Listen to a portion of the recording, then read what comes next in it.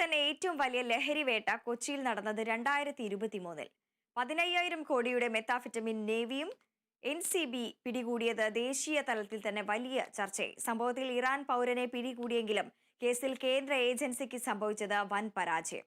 കൃത്യമായ രേഖകളടക്കം ഹാജരാകാൻ പറ്റാതെ വന്നതോടെ കോടതി പ്രതിയെ കുറ്റവിമുക്തനാക്കി.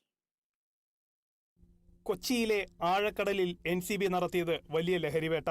15,000 കോടി രൂപയുടെ മെത്താഫിറ്റമിൻ ഞൊടിയിടയിൽ പിടികൂടിയ ദക്ഷിണ നാവികസേനയ്ക്കും കൊച്ചി NCBക്കും ദേശീയ തലത്തിൽ പോലും വലിയ കയ്യടി. എന്നാൽ പിന്നീട് കേസിൽ കേന്ദ്ര ഏജൻസിക്ക് സംഭവിച്ചത് തിരിച്ചടികളുടെ ഘോഷയാത്രയായിരുന്നു. കൃത്യമായ തെളിവുകളൊന്നും തന്നെ കോടതിക്ക് മുന്നിൽ എത്തിക്കാൻ NCBക്ക് സാധിക്കാതെ പോയി. മെത്താഫിറ്റമിൻ എത്തിച്ച വലിയ ബോട്ടിൽ നിന്നും അത് കൊണ്ടുവന്നവർ ചെറുബോട്ടിൽ രക്ഷപ്പെട്ടു. നേവിക്ക് പിടികൂടാനായത് ഒരാളെ മാത്രം. ഇയാളെ നേവി NCBക്ക് കൈമാറുകയും ചെയ്തു. കസ്റ്റഡിയിലെടുത്ത ആൾ പാകിസ്ഥാൻ സ്വദേശി സുബൈർ ആണെന്നും NCB വ്യക്തമാക്കിയിരുന്നു. എന്നാൽ വിചാരണാവേളയിൽ സുബൈർ ഇറാൻ സ്വദേശിയാണെന്ന് തെളിയിക്കുന്ന രേഖകളടക്കം കോടതിയിൽ ഹാജരാക്കി.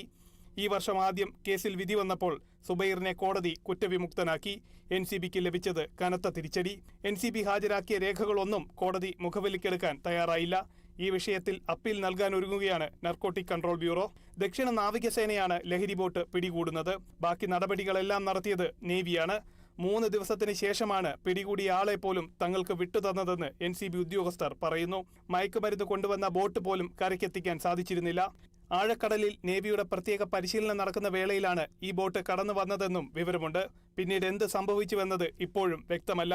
മാത്രമല്ല, ക്രിപ്റ്റോ കറൻസിയാണ് ലഹരി കൈമാറ്റത്തിന് ഉപയോഗിക്കുന്നത്.